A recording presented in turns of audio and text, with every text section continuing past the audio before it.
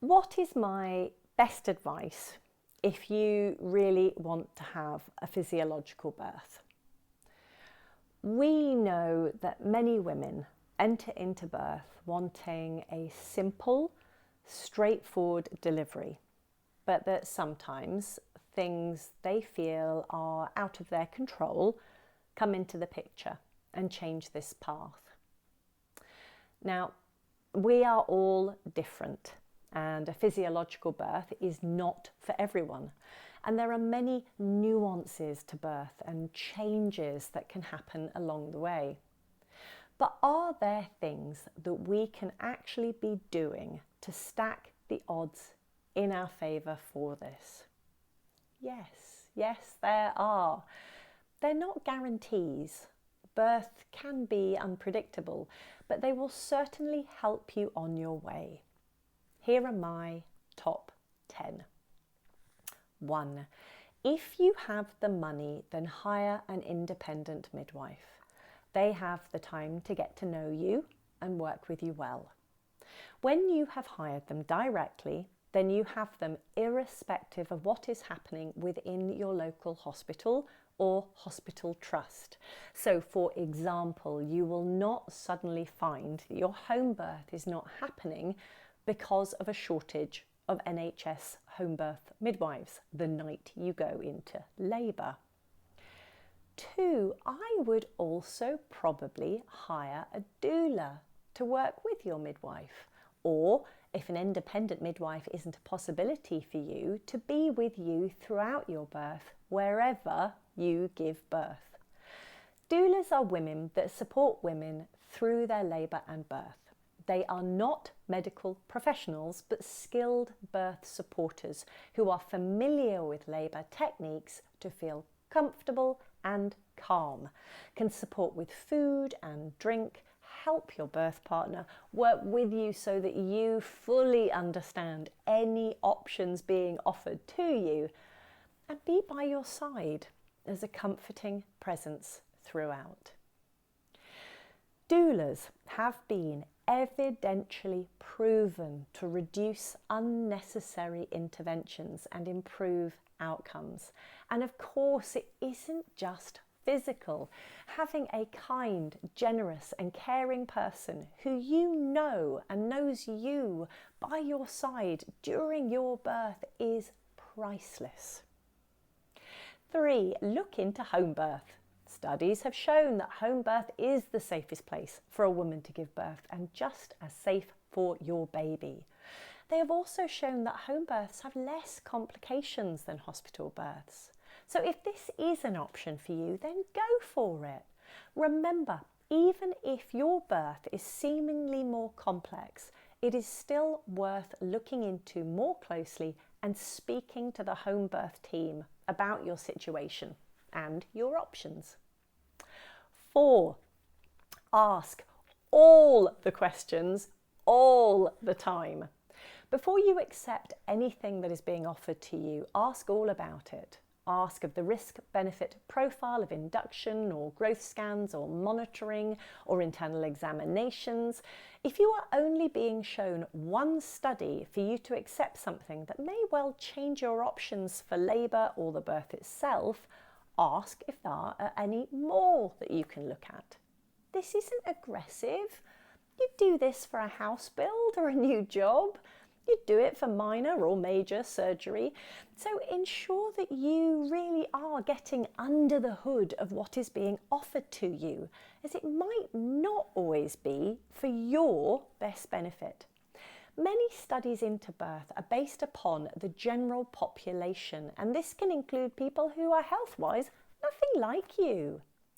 Studies are also created in vacuums, so one big study, such as the ARRIVE trial, may give results that are not then replicated in any hospitals anywhere near where that study took place. So get that info. 5, plan for your environment. Yes, this really does matter. Dim lights, no conversation, observation, comfortable surroundings where you can be uninhibited to let birth unfold in a way that works well for you.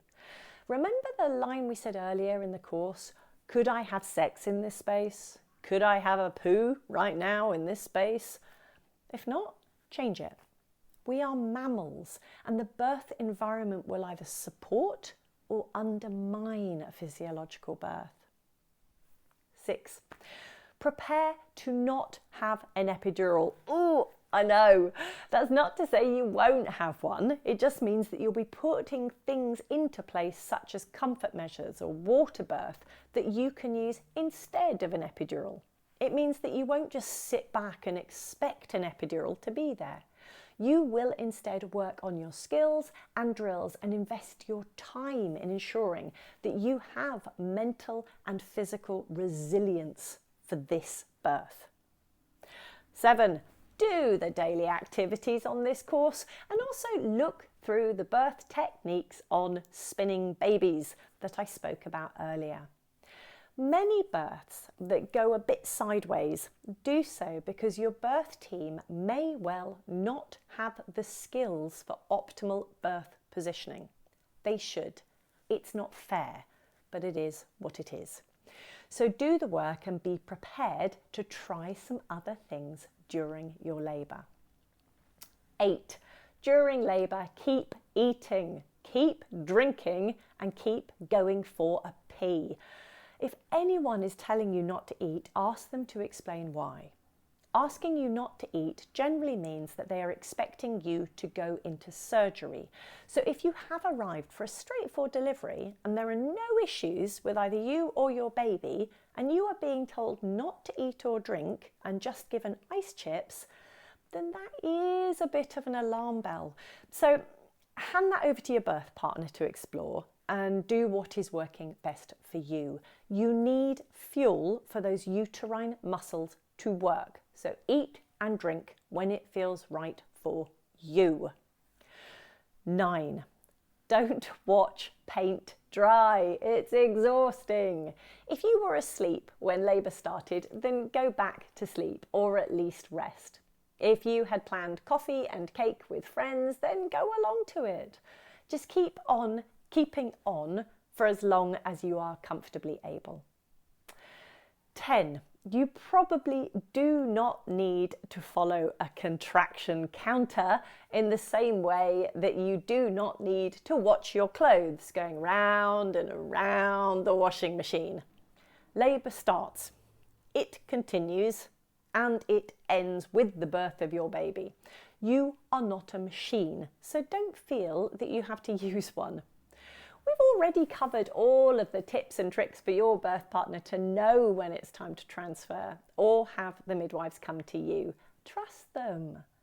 If your doula or birth partner would like to use one, then that's fine, but you just do you. And bonus, number 11, do not have an induced labour unless there is a medical requirement for you to end your pregnancy sooner than it would otherwise have ended. The minute you move toward induction, you move away from physiological labour. This isn't judgmentally said. Clearly, your decisions and choices are yours and yours alone, but induction changes your pathway from physiological to medical. And we'll be covering that in part 2 of the course.